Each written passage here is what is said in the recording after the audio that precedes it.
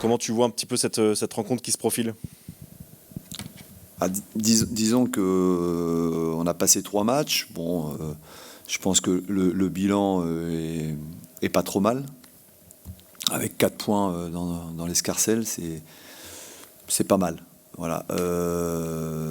Dans l'idéal, il faudrait qu'on fasse fructifier ces 4 points en faisant un résultat très positif contre Soyaux, quoi. Voilà. C'est un match qui est clairement ciblé dans l'objectif de mettre des équipes qui derrière vous. On a l'impression que c'est peut-être un adversaire qui est à même d'être potentiellement un rival déjà pour le maintien, mais avant tout une équipe à mettre derrière vous, non peut-être? Alors on peut le penser, ouais, évidemment, comme d'autres. Bon, je vais pas les citer, mais effectivement, Soyaux peut être un adversaire direct. Voilà. Maintenant, nous, ce qu'on a vu sur les premiers matchs de Soyaux, c'est une équipe qui n'est pas facile à manœuvrer, c'est une équipe qui est difficile à jouer. Voilà, donc ça va être un match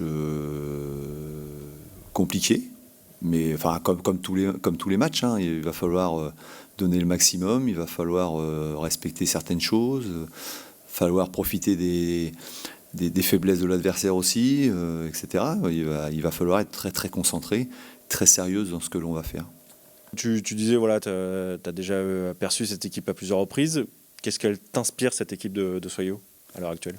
Ce qu'elle m'inspire, c'est qu'on les a déjà joués 2 fois sur les différentes années et on en a perdu 2 fois. Non, bon, après, ce qu'elle m'inspire, non, c'est une équipe qui est très volontaire.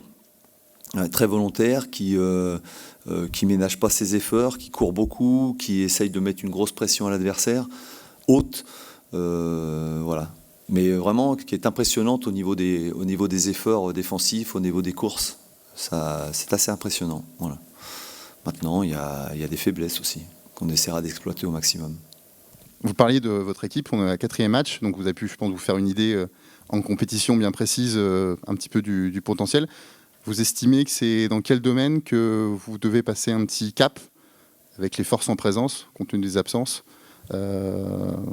pour être un peu plus tranquille? Ouais. Moi, je pense qu'il faut qu'on travaille sur la maturité. Il faut qu'on soit plus mature. Il faut qu'on soit plus relâché. On est peut-être encore un peu sous tension. On a peut-être un peu peur de se lâcher complètement. Ce qui donne des matchs en qualité assez moyen.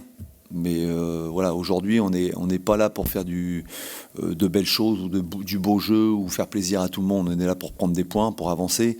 Et je suis persuadé que si on continue à avancer et prendre des points, il y aura du relâchement, un bon relâchement qui nous permettra ensuite de poser notre jeu et de jouer, de faire ce que l'on est capable de faire. Voilà. Est-ce que votre équipe, elle a suffisamment confiance aujourd'hui en elle, ou elle est encore un peu dans une phase d'apprentissage de ce niveau? Ouais, alors la question elle est posée différemment, mais je vais donner la même réponse. C'est exactement ça.